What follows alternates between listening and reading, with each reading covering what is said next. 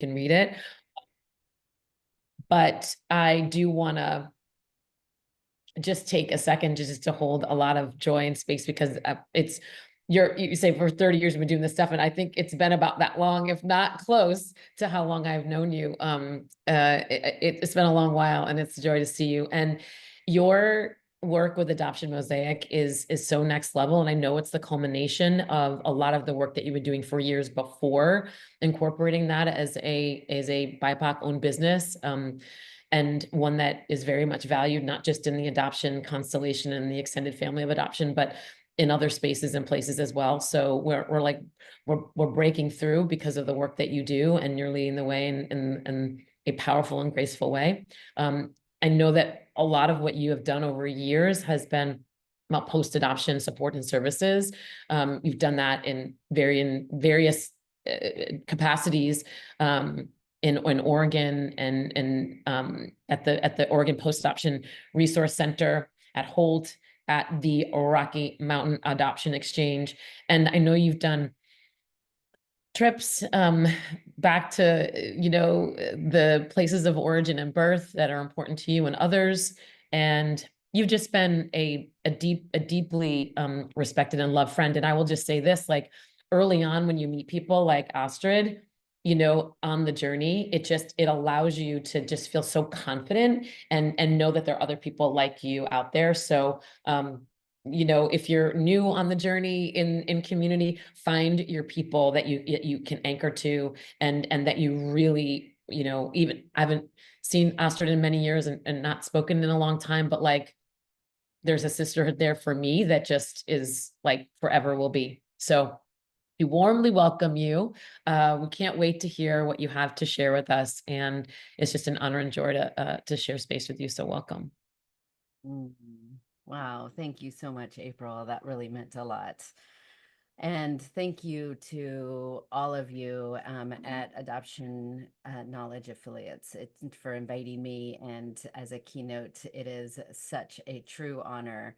I believe that it was in the early 90s that your organization began, which was right around the same time that I was becoming a baby professional, is what I like to say, where I was being molded and looking to others to guide me. And I had the privilege of having mentors in my life that have adoptee mentors in my life that have brought me to this work. And I could not be here without those folks. So I'm going to just mention a couple of folks, and I know I am missing a whole bunch of people, but Rhonda Roeder for sure, Susan Bronco, Susan Harris O'Connor, John Rabel, Dr. John Rabel, Susan Whitehawk, Dr. Joyce McGuire Pavo, Kimberly McKee, Mark Haglin, and so many more. And then, of course, Dr. J. Ron Kim.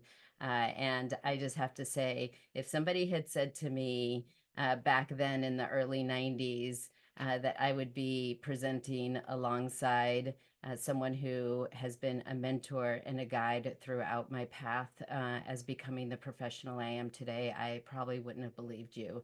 So I have to say, I am somebody who's presented enough that I'm not somebody who gets nervous normally, but just knowing that I am presenting alongside such incredible people means a lot to me. And presenting to a predominantly adoptee space and in an adoptee centered organization is truly an honor in a way that I really have no words, because so much of our voices have been overshadowed by the industry, have been overshadowed by adoption agencies, and the rainbows and unicorns narrative of adoption.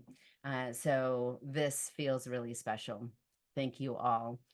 I'm going to ask you to engage a little bit in the chat, which also helps me to loosen up a little. And I can't tell you also how much I appreciate those of you who've kept your cameras on.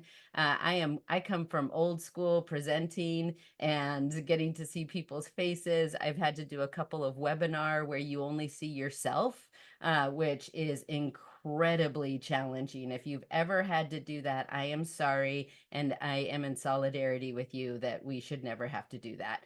And sometimes we have to do that, right? So those of you who are engaging and nodding your heads and smiling, and it just means a lot to me. So thank you.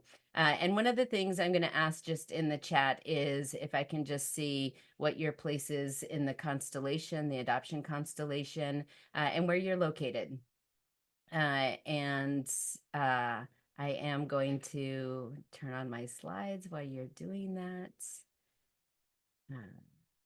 Okay, so let me share my screen. Okay.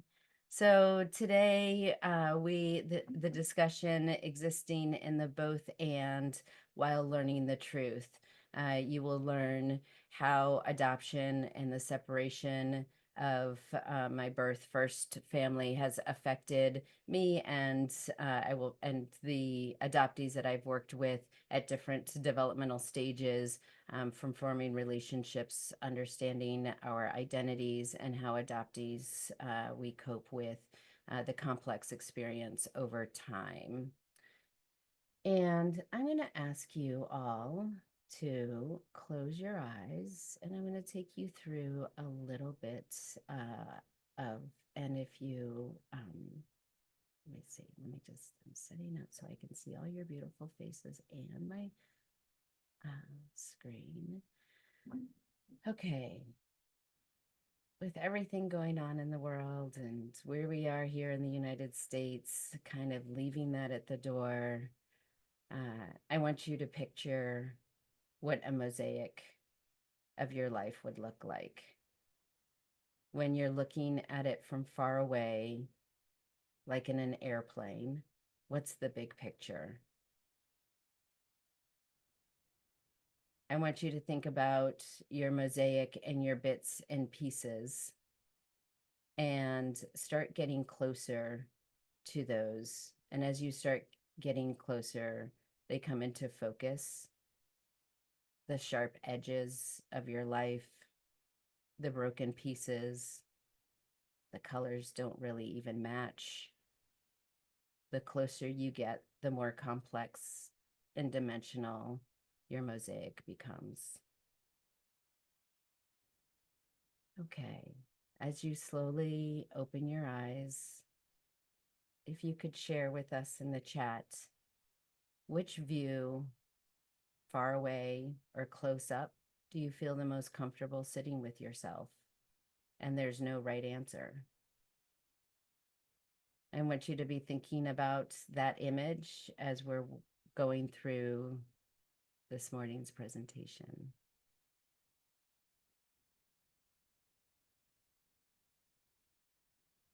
So April shared a little bit about me. My name is Astrid Castro. I am the founder and CEO of Adoption Mosaic. I am an adoption educator and trainer and consultant, offering support virtually and in person to all members of our adoption constellation. I have worked in and for adoption in the industry for over 30 years. Prior to starting Adoption Mosaic, I worked in both the private and public sector of adoption.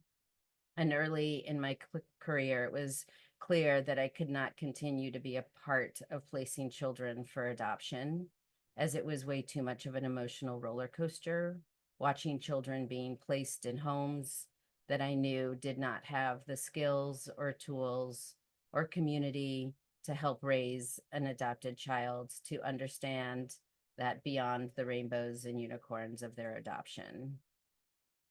And however, I also knew that there were very few places that I could go to do the work that I wanted to do. So after working in the private and public sector of placing children for adoption, I landed a job at the ORPARC, the Oregon Post Adoption Resource Center, in the early 2000s. And the challenge in working there was I was not able to serve families that had not adopted through the Oregon system, that had not adopted through the child welfare system. I was only able to serve post-adoptively families that had adopted children out of the child welfare foster care system. We were getting calls from folks that were needing services, really struggling, but because they had adopted privately, domestic, or private international, I had to tell them that we couldn't serve them. So after 5 years, I realized that I had to start my own thing if I wanted to do the work that I had in mind.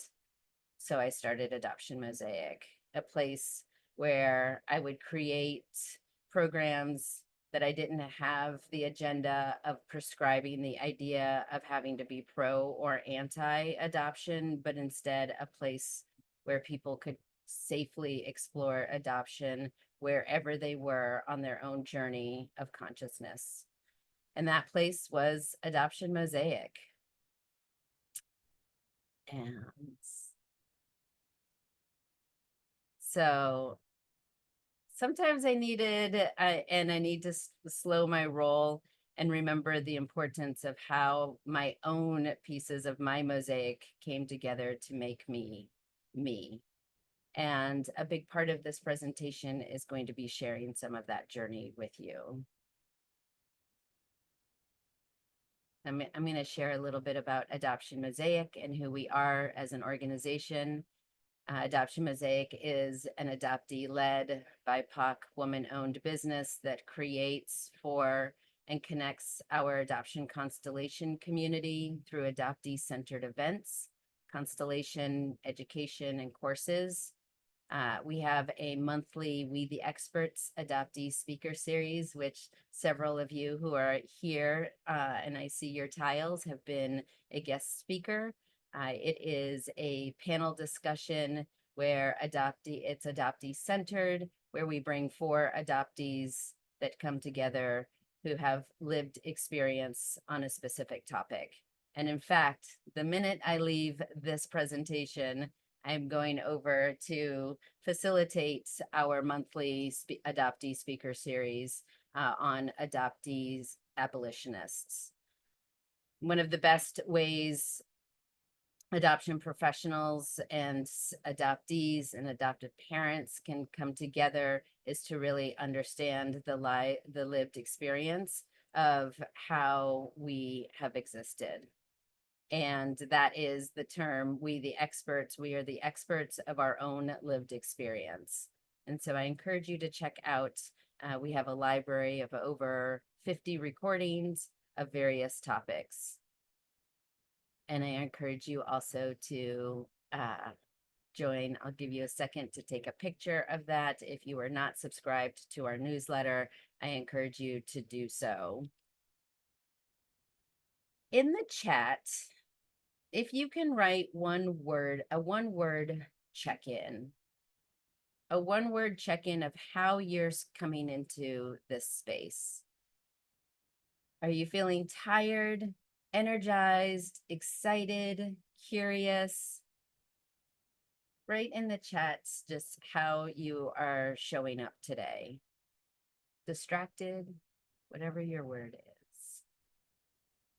Awesome. Okay, I'm going to show you a video that we did on, this is just a short clip of one of our panel discussions.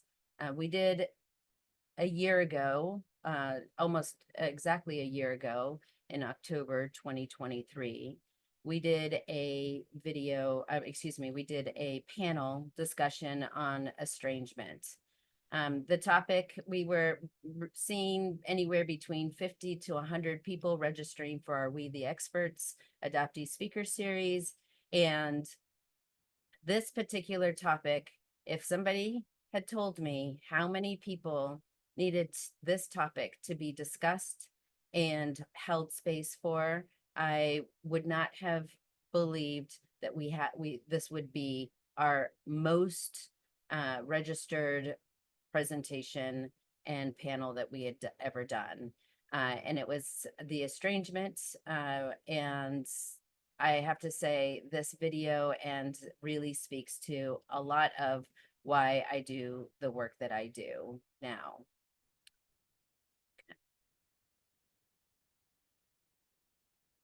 professionally, I am watching families fall apart. It's something that's just happening a lot more. I'm sure everyone understands there's lots of complicated feelings around this. My goal is to make sure that everyone knows that it's okay. There's definitely been some downs, but I have noticed that my mental health is way better. I was able to heal and grow more after the estrangement because I was allowed the space to do so. I'm really honored to especially like support the transracial adoptee community around estrangement because the racial component is so specific and so it has so many layers. Estrangement just sounds like such it seems like it takes power away, when estrangement I think is really about gaining power. There needs to be more resources and education and discussion and support. I think that there is some estrangement that could be avoided if there was education and support, where the adoptee doesn't have to carry that burden.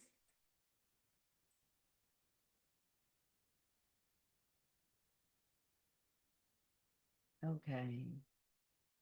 So that video, and you all can go into our library and watch the estrangement panel if you would like. Well, I will follow up with Adoption and Knowledge affiliates and make sure that the resources of the slides and links and so forth are available to all of you. So in today's discussion, we are going to talk about and understand the impact of adoption from our adoptee identity. We're going to talk about the developmental stages from 0 to 18. And then we're also going to spend quite a bit of time talking about our developmental stages, the 18 and beyond, where most of us are all existing in. And then I couldn't do this work without mentioning the consciousness model by Dr. Susan Bronco, Jaron Kim, Dr. Newton, Cooper Leward, and O'Laughlin, and the work that they have done really feels like a game changer when it comes to offering education and support to our community. It's given, for me, it has given words that help to explain a lot of my own feelings as I have in my own journey in coming into consciousness. And while we're sitting in this space, we have at Adoption Mosaic really taken on this idea of trying to create brave space versus safe space. Don't believe that my definition of safe is the same as anyone in this room. Our traumas, our histories are very different. And so I would just like to read this aloud. I'm looking, excuse me for my side profile, but I am looking at my other computer, my other screen. So I'll just read this aloud. There is no such thing as a safe space. We exist in the real world.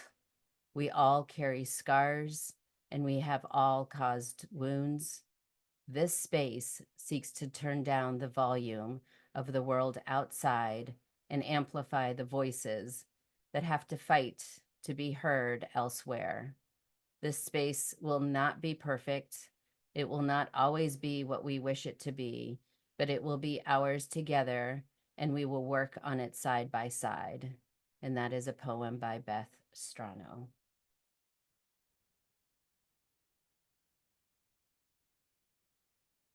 Okay, so I'm going to bring you along my journey throughout this presentation. So this is how I got to doing this work. I immigrated to the United States in 1974 from Bucaramanga, Colombia, by way of intercountry international adoption. My biological sister and I came to the United States when we were about 4.5 and 6 years old to be adopted by a white loving couple who were excited to become parents and were experiencing infertility. Then within 3 months of us arriving in the United States, our mother was pregnant with our little brother. And we grew up moving a lot as a family. And oh, I'm sorry, this picture is a picture of my sister and I meeting our parents at the Logan International Airport. Just that picture alone, I feel like brings so much trauma. This is such this, and just seeing my mother put her hand out. There's some gentleness, but I'm thinking about, when we talk about this was the happiest day of my parents' life and possibly the scariest day of me and my sister's life. And nobody had language or conversation to talk about that. It was just joy and happiness. And this is a picture of my sister and I and our little brother, who a lot taller than the two of us. And that is a little bit about our family. Excuse me. And have you, oh, wrong way. And I have you look at this slide while. So unfortunately, our parents had zero support, education, or preparation. I feel the system not only failed my sister and I, but also failed them on what it meant to parent children of color who were older, who had experienced some extreme traumas.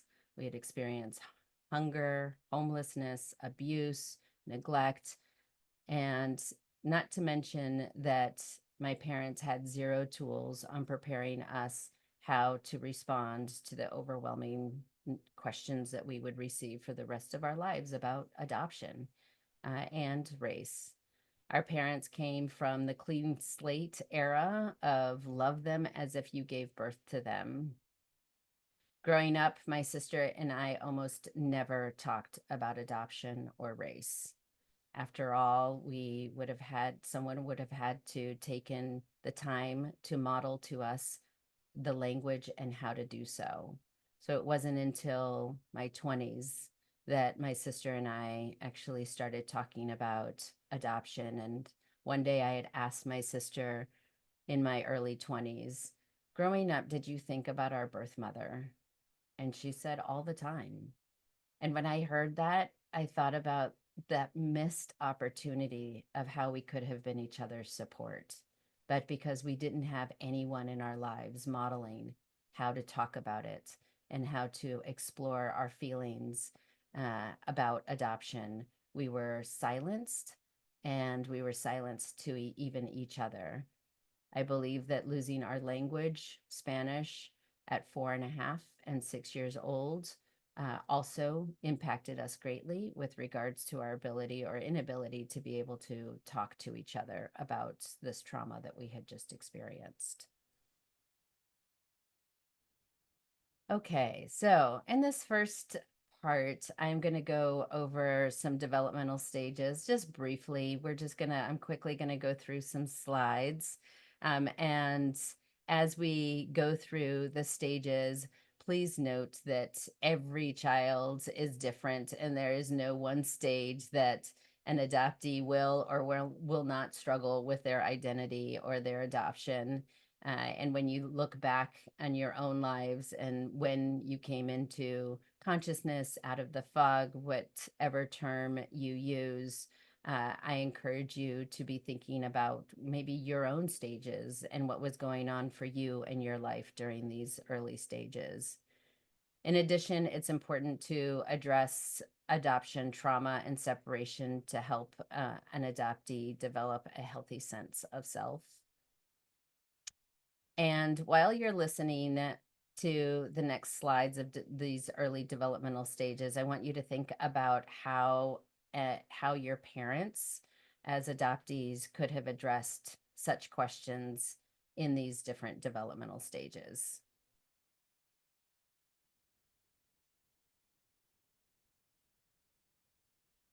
Okay. So 0 to 3 years old. They know more than we used to think they knew. Back when I was adopted 50 years ago, it was, like I said, the clean slate. Adopt them as if you gave birth to them, treat them as your own. And that was in reference to treat them as if they were biologically related to you. And if you do a good job, they won't have questions about adoption. If you do a good job, they won't be curious about the very thing that brought them into your family or into our adoptive families. So we know one of the primary impacts of separation from birth first mothers for an adoptee can be challenging with forming secure attachments with others and throughout our lives. And that begins at this age, at the beginning. And I would even say probably in the womb. 3 to 7 years old.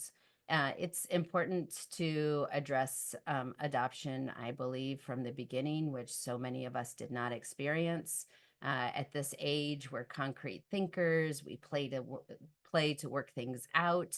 We are the center of the world. At least we think we are.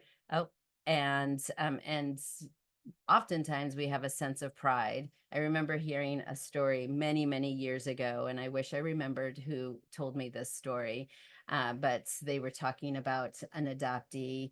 It was an adoptive parent, and they were talking about how their adoptee said to them, or they overheard their child say to someone else, "My mom is a doctor and my dad is a dentist and I'm adopted." And I think that speaks volumes to here is a child who had been introduced to the word adoption, but had zero understanding of what that word actually meant. 7 to 12, oftentimes we as adoptees may stop talking and being curious. We're still curious, but we're not asking as many questions. The outside is influencing us and is usually both positive or negatively. We're being influenced. We start asking what's cool. And oftentimes being adopted is not something on that list of being cool. We're looking for role models, and this is a stage in which I think it is so critical to have adoptees be in community with other adoptees, but not just other adoptees. Many of you know of organizations, camps, adoptive family camps. Here in the Pacific Northwest, we have NAFA, Northwest Adoptive Families Association, which I feel those groups have historically been a adoptive parent-centered space. We don't see adoptees actually exploring their own adoption in a critical way, and it is been created to normalize the experience of adoption. And yet, I think that these experiences oftentimes give us a false notion that adoption is normal, and therefore we don't have to talk about it. I don't think that that is a healthy way to be exploring adoption for young people. 12 to 18, we really wishes that we were like everyone else. We may not want to talk about adoption with our adoptive parents, especially if they are not engaging or talking about adoption with us. Often at this stage, have a deepening search for identity and for self. Okay, so that is the 12 to 18 years old. This next slide that I'm going to show you, I'm going to ask you to answer this question. So this, and if you can put this in the chat, if Doug could talk, what would he say? So this is something I pulled out of a flight magazine. Flying to Denver. I was about to go to an adoptive family heritage camp, the Colorado Adoptive Family Heritage Camp, for Central and Latin American countries. And I pulled this out of the magazine and I said, I'm just going to see if I was about to be in contact and present to about 120 kids, all at the different stages. I was presenting several different workshops throughout the weekends. And with every group, I used this and I just held it up and I said, if Doug could talk, what would he say? And we wrote on the whiteboard. And this was about 15 years ago that I started using this. And I have used Doug in every youth activity group that I have ever done. And what I found, I'm going to read you the top about 10 comments that I have heard. And I've not seen the chat. So, oh, okay, there it is. Yeah, thank you. So these are kids between the ages of 5 and 18 years old that I have been using Doug. And like I said, here are the comments, and maybe you can resonate with some of these. The comments that I heard over and over again, I have heard in the last 15 years of using Doug. So the comments are, the mom is watching over her baby from far away. Where are the others that look like me? Why don't I look like anyone else? It's a baby with his arm around his mom. How am I going to get enough sun? I don't like looking different. Where is my mommy? I am different. Why am I all alone? I don't belong and I feel alone. And I have to say, what this exercise has shown me is that children, adopted children, and these predominantly were transracial adoptees, that children really see themselves in Doug, and given the opportunity, will and want to take it to talk about adoption. Encouraging and modeling open communication about adoption is one of the first steps that I believe adoptive parents could have taken to begin the process of supporting us as adoptees with learning how to manage our emotions and well-being. And something as simple as an image like this presented by somebody who is, in a sense, a stranger to them. And all I said was that I'm an adopted person. When I saw this image, a lot came up for me, and I'm curious what your thoughts are. So I think this exemplifies the importance of us having the ability at a very young age to be given opportunities to talk about adoption, separation, race, transracial adoption, and so forth. Okay, so we just did the 0 to 18. When I am presenting to adoptive parents, oftentimes I am asked this question: what is the worst age or the perfect age to tell your child something about their adoption that they're struggling with that might be hard? And I want you to think of a number in your head. What do you think is the worst age?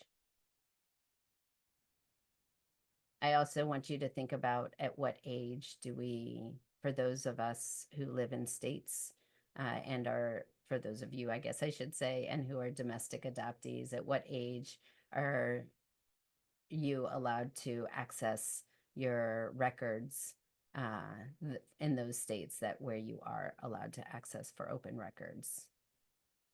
So that age is 18. I professionally believe that that is possibly one of the worst ages to find out some critical, hard information about your adoption.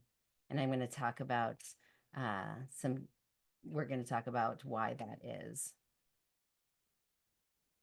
So developmental stages part 2, this is the 18 and beyond.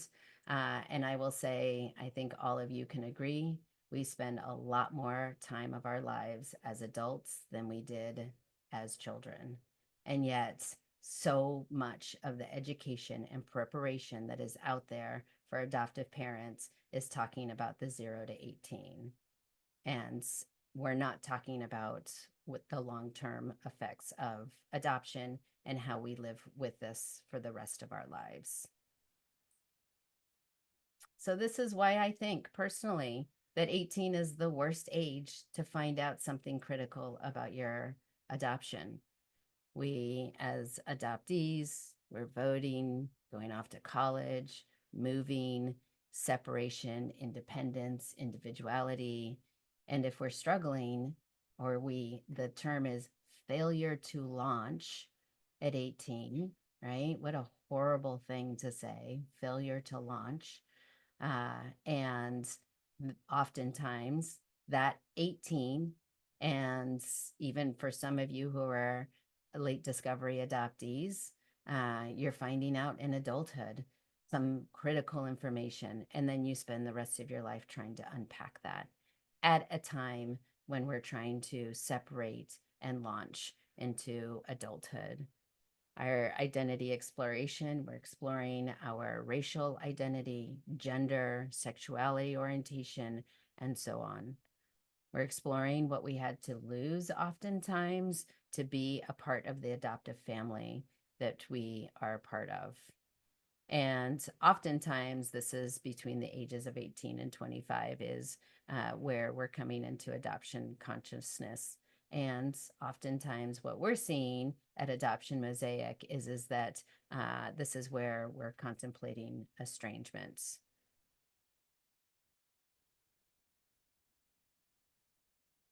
Okay, so as we go into this next slide, I want to share a little bit about my personal experience that changed everything for me. How I felt about myself, adoption, my adoptive family, and my work. At the age of 41, so this was beyond, and we'll get to those slides in a little bit, but at the age of 41 years old, my life was turned upside down and the rug was really pulled out from under me. I had already been working in the adoption industry for over 2 decades and had been running Adoption Mosaic when my family, my then family, immediate family, my 8-year-old daughter, my then husband, and I decided to take a fun family vacation to Colombia. And my daughter had been to Colombia before. We had decided from the minute she was born that we would travel every other year to Colombia. I wanted her to experience Colombia in a way that had been robbed from me. I didn't want her to be a stranger in a country that was really vital to her and her existence. She was going to a Spanish immersion program at the time, so she spoke Spanish better than I or my then husband. Neither one of us spoke Spanish fluently, but she did at 8 years old. So we had vacationed in Colombia as a family, and this trip many times before, but this particular trip when she was 8, my daughter wanted to see the town that I was born. And so that's what we did. And we found out that my sister and I had been kidnapped and sold in the black market of adoption after we had met our mother. I lost my footing within a couple of years. I got a divorce. I became a single mom. I lived in the basement of friends' houses with my daughter. I closed Adoption Mosaic. It was a 501c3 nonprofit, and I fell into a really dark place in my life. And that was 13 years ago. Ever since, I have been navigating the complexity of what all this means to me, my daughter, my relationship with my adoptive parents, my sister, my brother, my Colombian mother and sister, and especially my work. It changed everything. 4 years ago, I reopened Adoption Mosaic and decided that I would center all of my work through the lens of adoptees, our lived experience, and this is what we do now. Supporting adoptees to not have to journey any part of their adoption in isolation. And to think that I was already in community, I was already resourced, I already had the mentors I had read the books, I was going to conferences, I had a huge community, and yet I lost everything. Finding that out at 41 years old, turns out, well, I thought I was 40, but then, and many of us have this narrative, right? I was told I was 40, and it turns out that I was actually 13 months older. So I was 41 when I found her. So, okay, so all of that, we're gonna kind of go through this kind of quickly. So social media, I feel, has impacted our community, that age group, in a way that I don't think any of us could have understood. How many adoptees, you yourselves maybe, started coming into community during the pandemic. It's almost as if we found each other in some ways. We got to be in community in a way we had never been able to be in community. Historically, we had been in isolation. And unless you were going to the conferences that I was going to, you were oftentimes not in community with critically thinking adoptees. And it was rare before the pandemic. And I feel like we were starting to have creating more community for sure, but it was definitely rare. Every state didn't have an adoptee centered program. If there were programs out there, they were almost always run by non-adoptees or adoption agencies. And there were very few organizations like Adoption Knowledge Affiliates that existed during this time. And so when social media hit when the pandemic hit and social media was an abundance and people's stories were out there, I think that we started finding ourselves that our stories were unique, but not as unique as we had thought, that we were seeing other people's stories we saw ourselves in other people's stories. So 26 to 35 years old are over the stages that we're going through is partnerships, oftentimes marriage, parenthood, homeownership. We're developing adult relationships. Some of us are trying to develop adult relationships with our adoptive family. There's some shifts that are happening within relationships with adoptive families. And there's an examination of the lack of biological relatives. And oftentimes we know that our adoptee experience is when we experience either pregnancy or becoming a parent for the first time, is where we really start looking at what our experience was with our first families. And we're really examining what that means for us, and then now what it means for our children, how the children of adoptees and the impact of our adoption and how it is going to impact our parenting, as oftentimes at this stage in life is what we're looking at. Some of us start exploring search, and some of us will also be exploring reunion at this stage. So at this stage, as we're exploring our becoming parents or choosing not to become parents, at this stage, we're oftentimes really thinking about who we are biologically. And when I found this, and I found this on social media, and some of you might have seen this, it's the ancestral mathematics. And in order to be born, and I'm going to read this bottom section of this. For you to be born today from 12 previous generations, you needed a total of 4,094 ancestors over the last 400 years.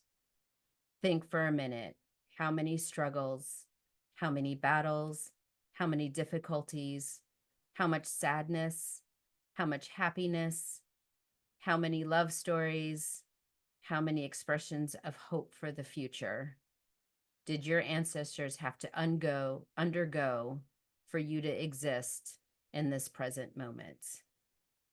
And I would probably add, and how many separations and how many losses have our families and our generations have had to go through.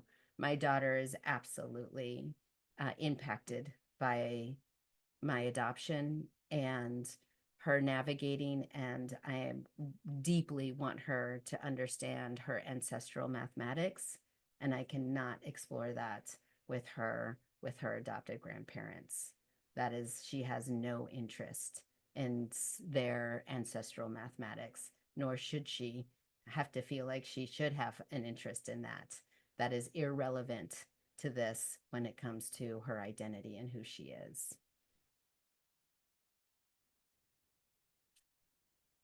Okay. So in this developmental stage of kind of like starting to see movies when, you know, in our 30s, and we're starting to, oftentimes we watch these movies and we start saying, wait a second, there's adoption, wait, there's adoption, and all these movies, mainstream movies. And again, if you're frantically writing because you're worried I'm going to move the slide, we will send you a copy of these slides to make sure that you have all of these. These are movies that I think are dripping with adoption. Whenever I go to watch a movie, I am blown away how the narrative of adoption is dripping in these movies. And these are movies that kind of, I've chosen these because I believe the beginning, middle, and end have to do with adoption versus just the narrative that somebody in the backdrop is an adoptee. And these are the movies in which I wrote a small little booklet of movies dripping with adoption and how to run an adoptee support group using mainstream movies. Some of these are horrible depictions of adoption. Many of them are the rainbows and unicorn narrative, the savior mentality, and so forth. And so that, to me, though, leads me to, or gives me a platform to at least have a conversation about why I don't like these movies, or why I like this movie. I think that there's very few movies out there. The cacophony reverberated against the walls of the. Oh, that was interesting. Yeah, so I encourage you to check out some of these movies and find your community and be in community with folks that are like-minded, where you can have conversations and engage in dialogue about these movies. Here are some documentaries, and I know at Harlow's Monkey, I encourage you to check out Dr. J. Ron's website, where she has some of these listed, a lot of these movies listed, and you can read the write-up of them. Very few of these movies, documentaries, historically, documentaries have been done about us, and not, we haven't, as adoptees, have not been the ones who have taken the lead, which the three at the top are documentaries that were created by adoptees themselves. And so I encourage you to also check out these documentaries. My first documentary that I ever saw was, oh my goodness, is it not on here? First person plural. I think that's this one down here. It's really small. First person plural, and that I think is a really hard documentary to watch. It was clear that it was not done by an adoptee who was in consciousness, and there's a lot of excuse me. Daughter from Da Nang, not yes, I am so sorry, because first person plural is right up there with Diane Bourget is the one who did that, and she is fabulous. So scratch that if we could rewind and cut that out of the video.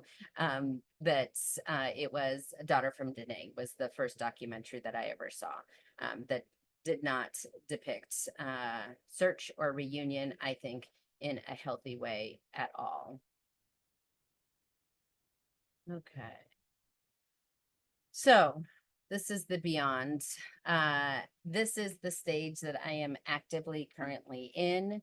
This is where many of us, we know that statistically our adoptee community, we have older parents than our non-adoptee counterparts. And that is oftentimes because our parents have struggled with infertility and they become parents later in life. So therefore, what does that look like when you fast forward to us as adoptees being older, younger, when our parents are aging and going through their 80s, 90s years old? Oftentimes we're seeing adoptees in their 20s, 30s having to care for elder parents. And dementia, family roles come into question by family and healthcare professionals. I have a dear friend who was not able to be next to her father on his bedside when he died, because when she went to the hospital, she is a Korean adoptee, she went to the hospital and they did not believe that she was his daughter, and did not let him in the room, and therefore, and she is now suing the hospital, as I believe she should. But they did not let her in the room because they said she had to present a birth certificate to prove that this was her father, because she was a transracial adoptee. Yeah. I have another adoptee who is caring for an elder parent. She is also a transracial Colombian adoptee, and her mother is struggling with dementia. And her experience is her mother has forgotten who she is and thinks that she's the caregiver.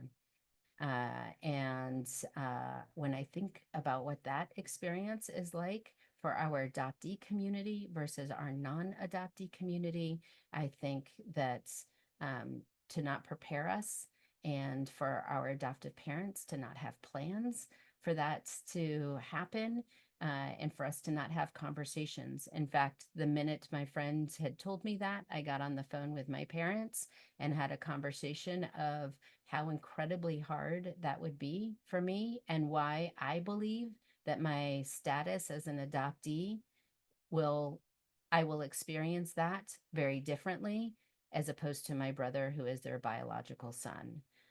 We had a conversation that my brother would also grieve, and that would be hard for him.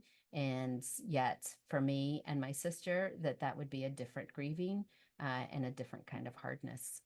And my parents, it took us quite a few conversations to get through that, and to be able to get to a point where they actually understood the why that would be harder, or I shouldn't say harder, just a different kind of hard for me and my sister than it would be for my brother. And if we're in reunion, we are navigating some really complex relationships. And for some of us, we are navigating our birth first parents and their aging, right? And so what does that mean? And what does it mean to care for somebody, or not care, or choose to not care for somebody, right? If we are in reunion, and I know that is something that I struggle with. My birth mother very much has the expectation that I will be her support person, and I will care for her and help her through her aging. And I don't know how I'm going to do that. I don't have the answers. And again, I am somebody who has all the resources at my fingertips. And I am so grateful for the adoptees in my life who are ahead of me. Susan, I believe it was Susan Ito that has recently written a book about, and there's other books that are being written about aging parents and navigating the complexity of reunion. And I know I do have some adoptees in my life that can and will mentor me through that, which is one of the reasons I think it is so critical to be in community. Okay. So this is just this is the How I Got Here part 2, which is where I had shared with you finding this is the article where that was published in Colombia, and this is how I found our mother in Colombia, and this is my daughter reading to me in Spanish because I did not speak Spanish at the time. You know, at the end of the day, when I think back about what this journey is, people say to me all the time, Astrid, you should write a book. This is, and you know, at the end of the day, I really hope that Maya, my daughter, who is developing into she's 21 years old and now, and she is a young adult who is deeply exploring what adoption means to her. And I think about what this experience was like for her and how I didn't have any models and I didn't have anybody show me what the impact would be on having my daughter be there speaking Spanish fluently. Because, of course, I was thinking, oh, I want to give her all the things that I didn't have, which was language and being able to be in Colombia speaking Spanish. And here she was experiencing such an adult experience at such a young age. And so this picture of her reading this in Spanish to me is both beautiful and absolutely heartbreaking. Because when I think about what she's been exposed to and who she has as role models and who she has as mentors to help her through this, there are very, very few children of adoptees who think about adoption as deeply and as much as she does. And that is also a product of her growing up with me starting Adoption Mosaic when she was 3 years old. So she has been, her life has been dripping with adoption as well. So, you know, there's no right answer. We're all trying to figure this out.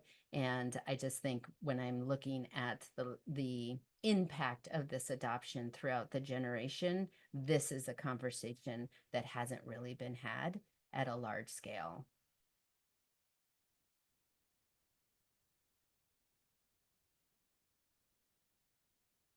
This is a picture of me, my daughter, Carmenza, my birth mother, and our little sister who was raised by our mother.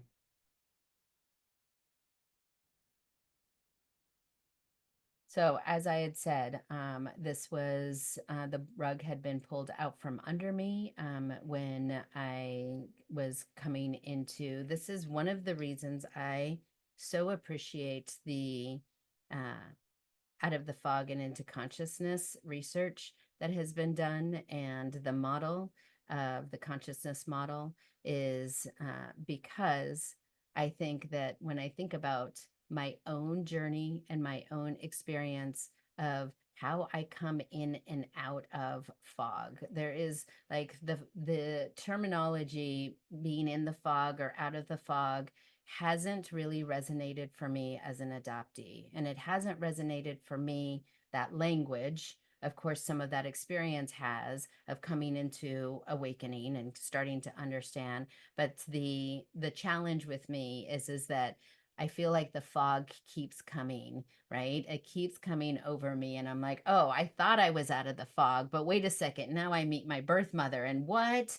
And now I'm exploring a relationship that is very foreign to me, and the honeymoon stage and our journey, and then realizing, wait a second, my birth mother isn't somebody who can give me the answers to all of the things I had as a child and all of the questions I had, because she has her own trauma, she has her own journey, and she doesn't have a memory. She cannot access the things. I want to know how old I was when I took my first step.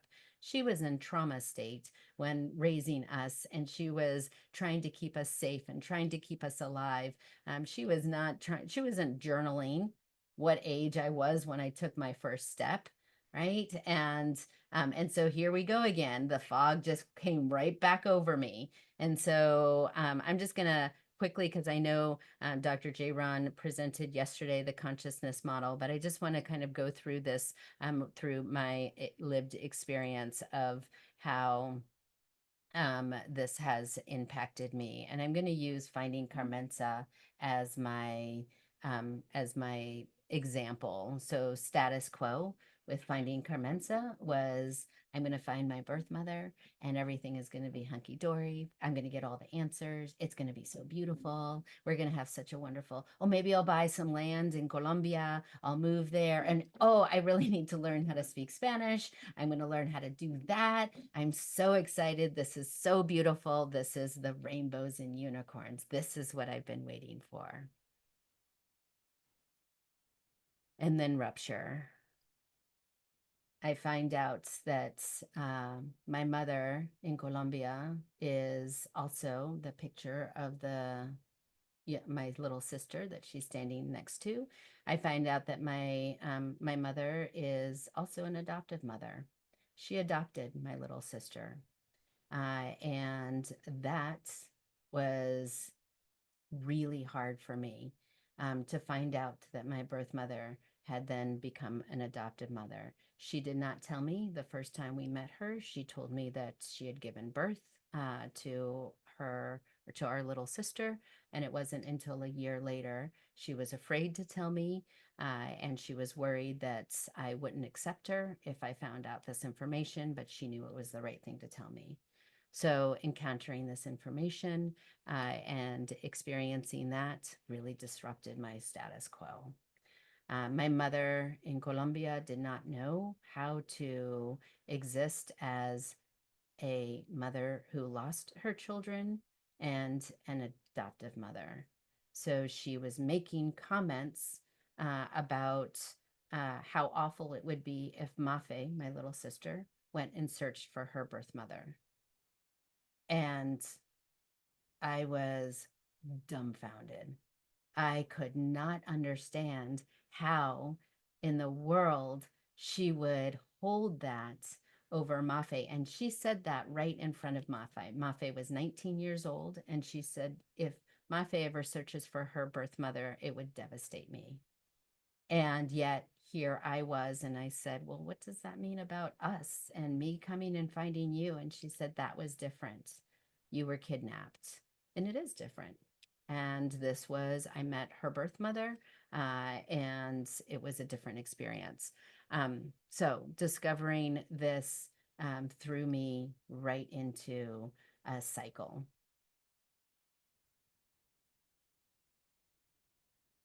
And the dissonance, the tension between these opposing beliefs of how could I have a birth mother who was also an adoptive mother, my disbelief of this, my experience, the emotion, the pain.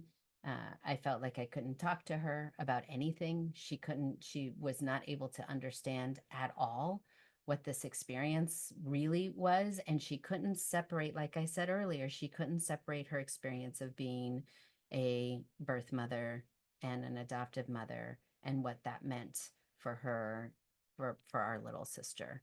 She was very worried that I would not, she said, the reason I lied, one of the reasons I lied was because I was worried you wouldn't accept her as your real sister. And here we go again, all of that language, all of that complexity. I'm like, I'm sorry, what? The complexity of this. And then expansiveness, sitting in this paradox.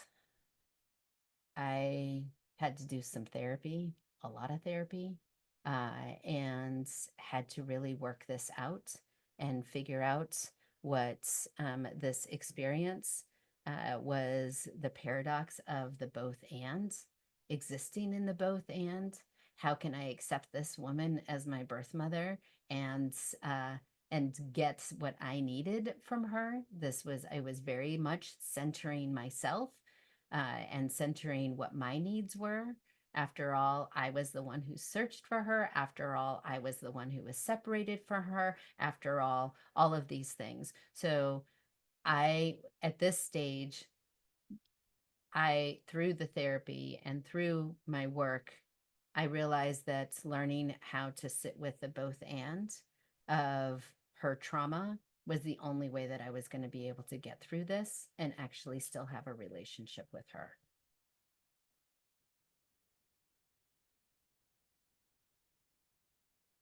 So this is the both ands, right? This is that both and of I love who I am as a person.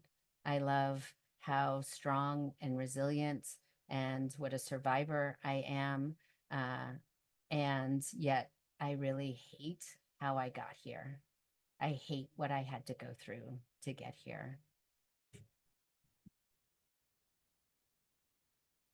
So forgiveness and activism. This one is forgiveness for myself to figure out how to exist in the both and for me, and to really explore that's beyond me and how this is impacting not just me, but how it impacted the expandedness of my community, of my family, of my work, of who, and everything that I did. And this process of forgiving this thing that made me who I am, and forgiving that space so I could allow myself to free myself to say, I am the product of the both ands. I truly believe that I am the product of the both ands. And I believe many, if not all of the adoptees here are the product of the both and. And getting to that place where I could learn to love myself was the hardest thing I've ever had to do. And I would say my activism is educating my community. We do a lot of trainings for adoptive parents at Adoption Mosaic.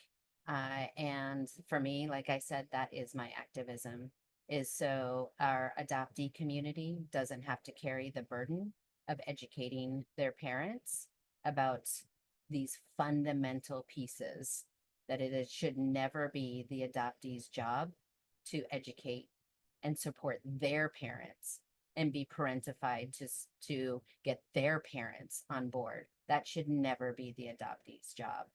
So that is my activism. Some of the things that I have done in my own activism is over the years is learning about adoption terms in history. And this is a lot of what we do at Adoption Mosaic when we're doing trainings for adoptive parents, that if you don't know every single one of these terms, then you're not doing the work. And I do believe that adoptive parents need to go through their own consciousness, their own awakening and this is part of that journey. And I think for us adoptees, I feel very differently. This is where we get to choose if we want to learn about these things. We get to decide if these are things that we want to explore, because for some of us, exploring these things are very traumatic and very challenging. Again, I will be sending you, just as a reminder, I will be sending you the slides, I promise. Okay, so history, going through that slide, the history and the terms and all that I know about adoption now is because I am in community, because I am not isolated. I don't have to do this alone. And so I just want to encourage all of you to find your community and find your place to be able to explore these things, have deep conversations if you choose and you want to. And if that is where your journey is taking you, I just want to strongly, strongly encourage to not do that in isolation. We have been doing the isolation thing for most of our lives. And I think it's time, all of you, I know I'm preaching to the choir in some ways because you all are here at this conference. And for those of you who are new to the adoptee-centered community, I want to encourage you to continue coming back. And not every group, Adoption Mosaic isn't for everyone, that's for sure. and adoption and knowledge affiliates won't be for everyone. And between various organizations, we can help you find your community if we are not the right place for you. And so, yeah, on that note, I know I'm finished a little bit early, but I just want to open it up to a conversation and questions. And yeah, and I cannot read and talk at the same time. So if you've put things in the chat or if you've asked questions, or April, maybe you can help me with that.